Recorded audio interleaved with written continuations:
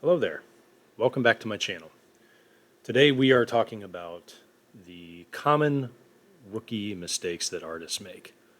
But it's not just beginner artists, because we all make these mistakes at some point. Some of these mistakes actually linger with us our entire careers, and we try desperately to overcome them by any means necessary. And sometimes we actually don't overcome them, which is why I want to talk about them today. So if you're just starting out being an artist, hopefully you avoid these. It's surprising how many artists fall into common traps that hinder their progress. So these mistakes can be so subtle, yet they can make all the difference between creating mediocre art and producing truly exceptional pieces. So in this video, I'm going to be going over 10 rookie mistakes that artists make, and more importantly, how to correct them.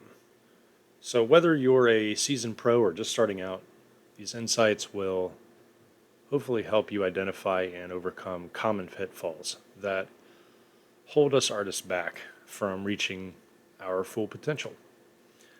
So, what are these common mistakes that artists are making? Well, for starters, many artists struggle with inconsistent quality control. They might be great at creating one or two amazing pieces, but then they produce a string of mediocre work. Others might get stuck in a creative rut, repeating the same styles over and over and over, along with the techniques, without changing themselves to try new things. Some artists might also neglect to develop their skills, and that's just stubbornness, assuming that talent alone is enough to carry them through. And then there are those who fail to set clear goals for themselves. So essentially it leaves them feeling lost and uncertain about their artistic direction. So another common mistake is not being open to feedback and constructive criticism. When artists become too attached to their work, this is something that I preach over and over again, and this is also something that I have been guilty of in the past. They become defensive and resistant to new ideas or suggestions from others. This can lead to stagnation and a lack of growth as an artist. So let me give you an example to further this. When we as artists are trying to learn something new and we're trying to break into the industry, we start asking our friends, colleagues, or higher ups, or somebody we know in the industry, how to actually get in, how to get your foot in the door. What do I need to do to improve? And you'll get an answer. You'll get an answer from a senior artist, a CEO, a lead artist, somebody that knows what they're talking about, and it's as if the answer isn't up to standards. So they ask another artist, and then another artist, and then another artist, and pretty soon you have 10 artists telling this beginner the same thing, and the answer is not what they want to hear. So they think that somehow, somewhere down the line, they're going to hear what they want to hear, and then it's going to validate their way of doing things. And it's not their fault. It's somebody else's fault for not getting a job and not improving. All right, and this isn't to rag on anybody. I've done it. Okay, I've heard things that I didn't want to hear. And we have to take a step back. We have to become a sponge. We have to become a sponge for knowledge and to get better.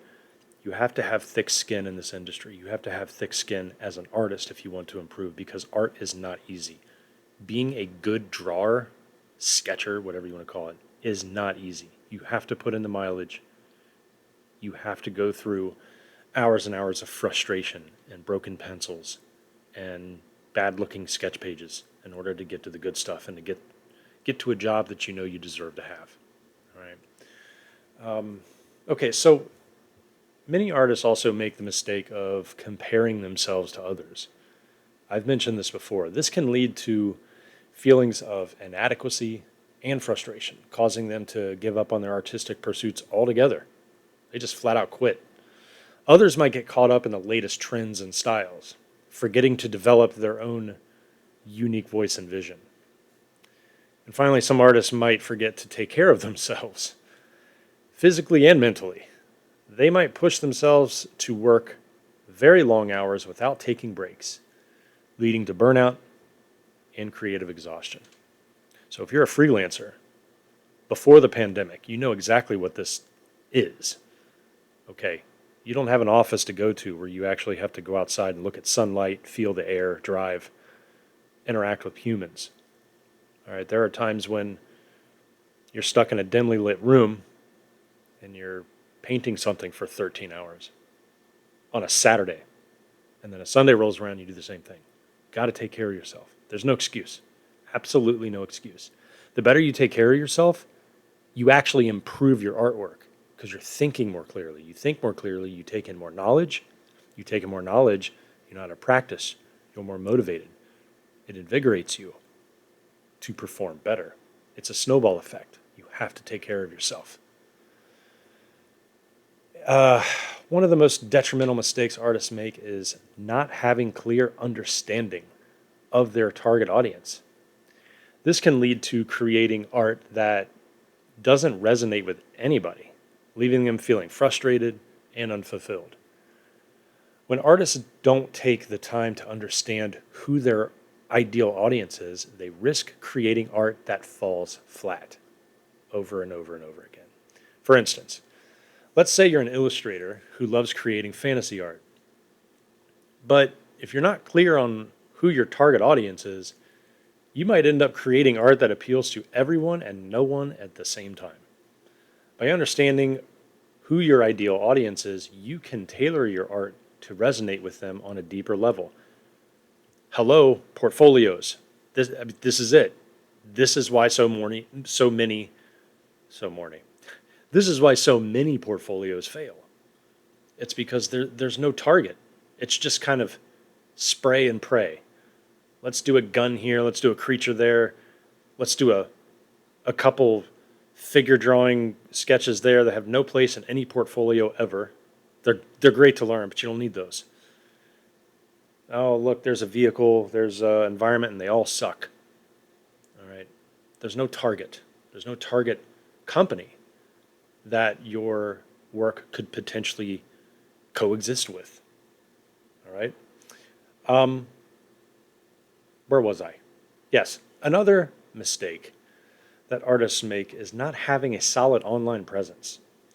In today's digital age, having a professional website and social media profile is crucial for getting your art seen by potential clients and fans. Without a solid online presence, artists risk getting lost in the noise and missing out on valuable opportunities. Let me explain. There is absolutely no excuse of not having an online portfolio. If you are an old school fine artist and you're stubborn to change and you're wondering why you're broke, this is why. Let me give an example. If you're on LinkedIn, it's not even a portfolio site. If you're just on LinkedIn and you post your artwork and it's good, whoever sees that and they give it a thumbs up or they comment or whatever from a reputable company, other employees from that reputable company will know that that employee saw your work. Therefore, they see your work. It's a snowball effect. Okay, the art industry, well, the gaming industry, because that's where I'm falling into, visual effects, game, movies, but just art in general, it can be kind of small. Okay, it's not such a massive industry online that everybody's going to see you all the time. But you have to market your work. There's no excuse. It's 2024. It's not 1935. We're not walking around with physical portfolios, although that is admirable, because I did not too long ago. Okay, I remember 2008, 2009. I was carrying around an Itoya portfolio, printed out pages, putting them in the Itoya, and it was nice. But it's the digital age, so everything is shown better anyway. All right. So the key insight to overcoming these mistakes is to just stay humble. Okay, open to new ideas and feedback. Artists who are willing to learn and adapt are the ones who will ultimately succeed in the long run. Another thing I want to talk about is this probably could be considered the most crucial mistake artists are making. And that is they tend to make it, how can I word this? The most crucial mistake artists tend to make is not taking their art seriously enough.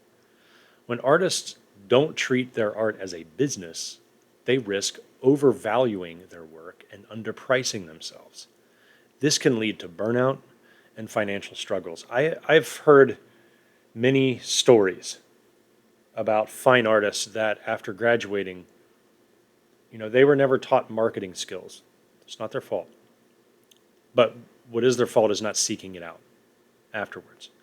You have to seek marketing out. But when when you do this, all right, you have to treat your work as a business. When you do this, it's not selling out, it is making a living so that you can buy food. You can have health insurance. You can have gas for your car. You can keep the lights on. That's what it's about. And I feel like most of us artists are introverts anyway, so we really don't like confrontation. Okay, so we don't know how to negotiate prices. We don't even know where to start. This is when marketing comes in. Okay. So for example, another example, if you're an artist who creates custom portraits, you need to price yourself accordingly. If you're charging too little, you'll undervalue your time and skills, period. Which leads to burnout and financial struggles. If you're an artist and you're good enough to make a living, and you're still struggling at the age of 40, that's not good. Okay? You have nobody to blame but yourself. And a lot of it has to deal with stubbornness too. Okay, if you want to be a fine artist, if you want to make art just to make art, and you're going to do that, as a noble aspect of your life, great. But don't make fun of content creators. Don't make fun of people that are doing artwork for Magic the Gathering cards. Don't make fun of people that are, selling their stuff as a business, because they understand. It's just opening up your possibilities. That's what it is.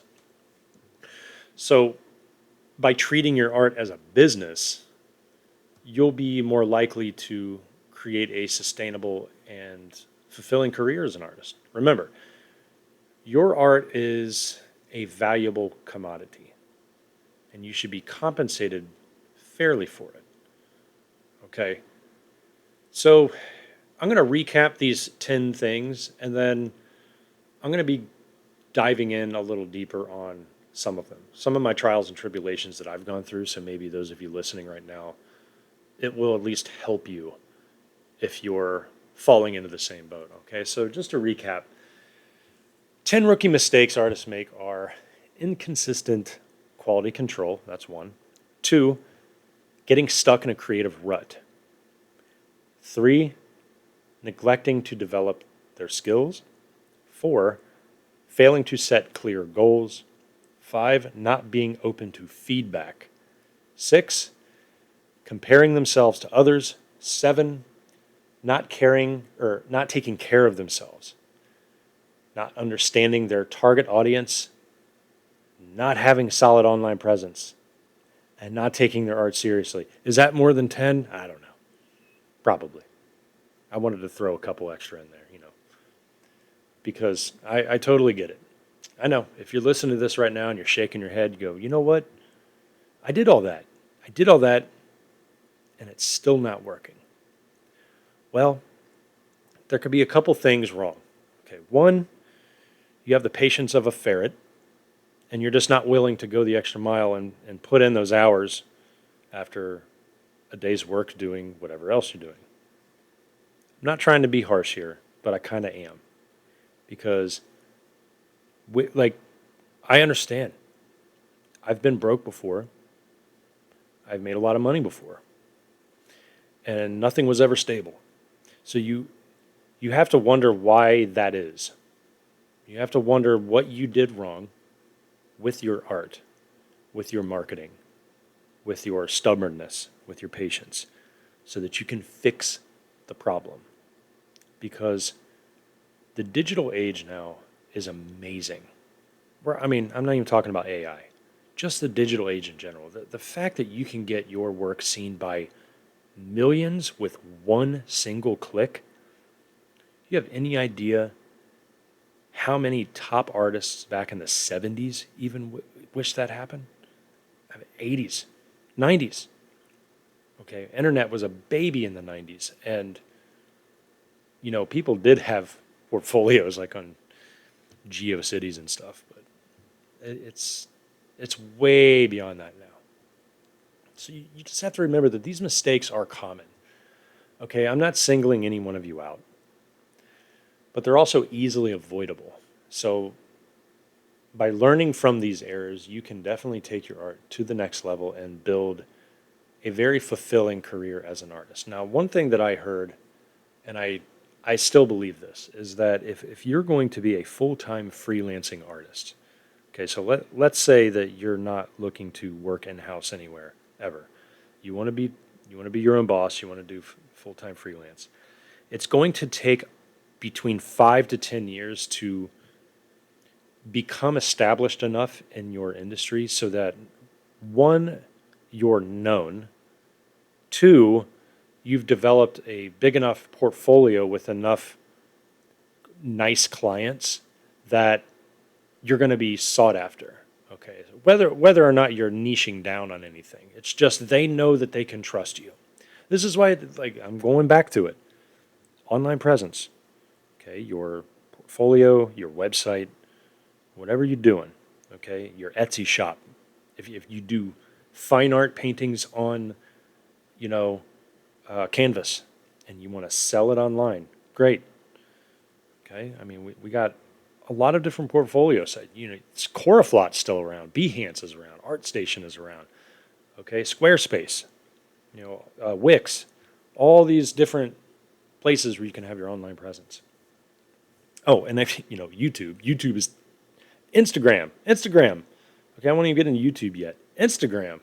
Oh man, you're talking about a way to get your art out there. Like it's a very, very good platform. The algorithm has changed over the past 7, 8 years, but for the most part, it's still nice. So maybe these mistakes don't only affect rookies, beginners. Okay, they can affect mediocre artists. They can affect seasoned artists, because we all have to reevaluate ourselves after each year. Maybe we do get that big job, and after 3 or 4 years, we're kind of burnt out. Okay, and we've gone through the ringer. We've received feedback. We have had financial struggles, and we're still not happy. Well, maybe you're destined for something more, and that's where the patience comes in. Okay, that's where taking chances comes in. So the second part of this lesson. So like the first part was 10 plus rookie mistake. That's not false advertising. I'm just going to put 10 in the title of this. So the first half we talked about the 10 plus rookie mistakes that artists are making to hinder progress. And the second half we're diving into some deeper discussion about it and maybe what you can do to help yourself. All right, talk about getting bigger jobs, about selling yourself. Getting a bigger audience for yourself so that clients will come in. That's huge. It's absolutely huge. The other thing, to me, out of the 10 that was probably the most important, was receiving feedback. All right, so I just want to tell you a little story. I'm not going to name names, just out of respect. But I mentor a lot of people, and I've had several people that I've mentored where I've told over and over and over and over again what they need to do in order to succeed, to get a job in the industry, to get work, to get paid well, to get your foot in the door, all of it. And these students just didn't want to listen. And I understand.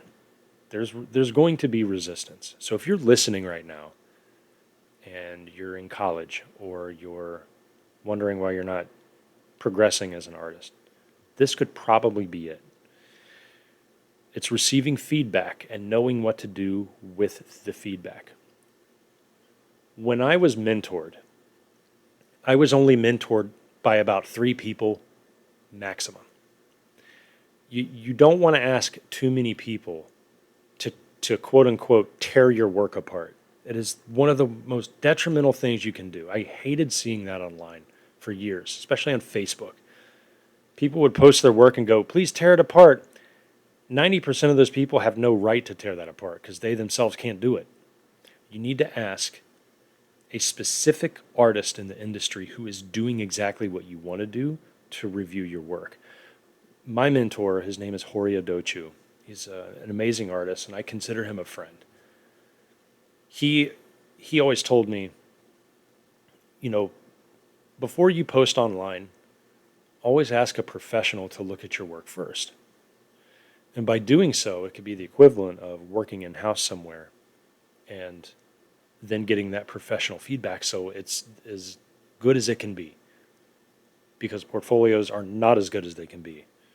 All right, there are portfolios out there that are mediocre at best, and they're being sent into these senior positions, art director positions, art outsourcing manager positions, and they have no business doing it. It's nothing against the person. It's self-evaluating. So when you are self-evaluating your own work and you're wondering if it's good enough, ask for feedback from fellow art directors that you know. We're all here to help each other. This industry is small. Okay, it's small. And more likely than not, a lot of the higher ups would be glad to look at your work and just tell you what's missing and what's working. Because maybe they're going to be your colleague one day. And if you listen and if you have patience and you practice and you're not stubborn about it, this can go a very long way for you to establish a very healthy career for yourself. Because we all want that, right?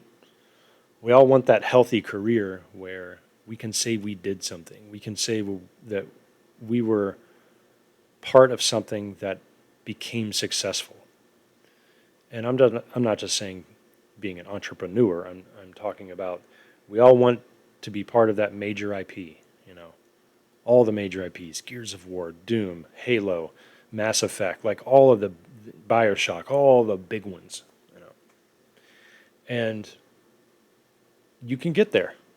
You can definitely get there, but you have to practice. So, all right. So the other thing that I want to ask you all to do is just think about all the rookie mistakes that you have made as an artist. Okay, just think about them. Take a step back. If you're drawing along with me in this video, hopefully you like the art. If you're drawing along with me, take a step back and go, what rookie mistake have I made? Did I make all of them? Share these experiences in the comment section below. And don't forget to subscribe for more art-related content because I love making this stuff. And hopefully you like this format too. So I've been experimenting with some formats on my channel. It's been a year now, more than a year. It was a year in May since I resurrected my channel. So I have a year under my belt to see what's working and what's not. And also comment below to let me know if you like this kind of commentary. You know, if I'm drawing and I'm trying to give you guys insight over it. This way is a little easier for me if I pre-record my voice, just because it is kind of difficult to draw and talk at the same time. Luckily, I've been a teacher where I've been forced to do that in person, but it's still hard. Because I feel like a lot of times when I'm drawing critters for you guys and you're looking at this stuff, I want to take it to the next level, but there's just like other things that I want to say, and I always feel like I'm running out of time. This way I can just blab to you all until you decide to hit stop. I don't know. But yeah, I would love to hear your comments about what's working and what's not in your life as an artist, okay?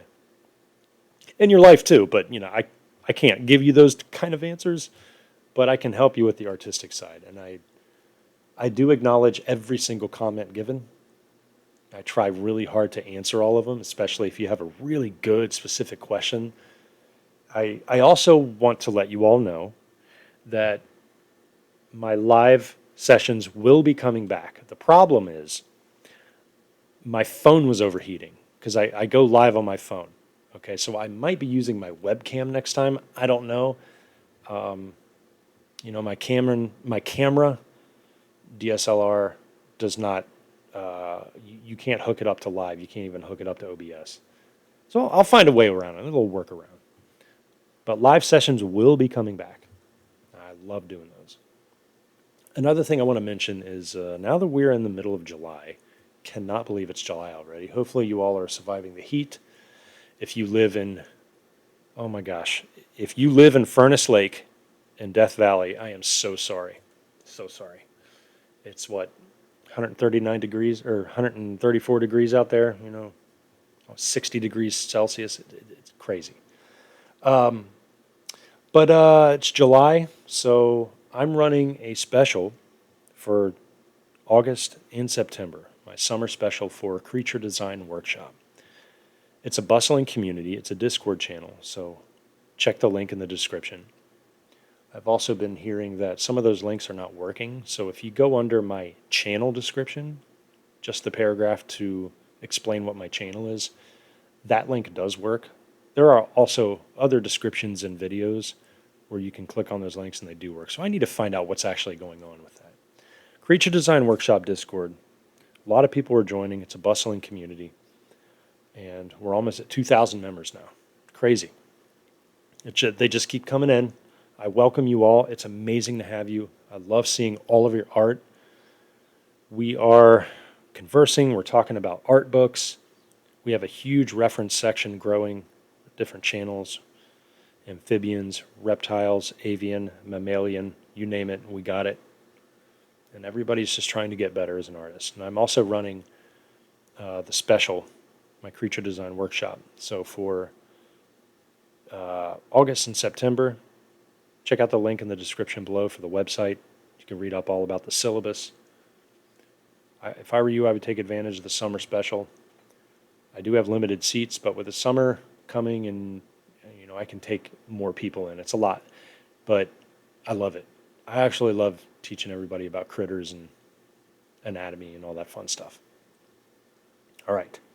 Thank you all for listening to me ramble about all the mistakes the beginner artists are making, intermediate artists, and advanced artists. We're all doing them, okay? But we're all here to help each other too.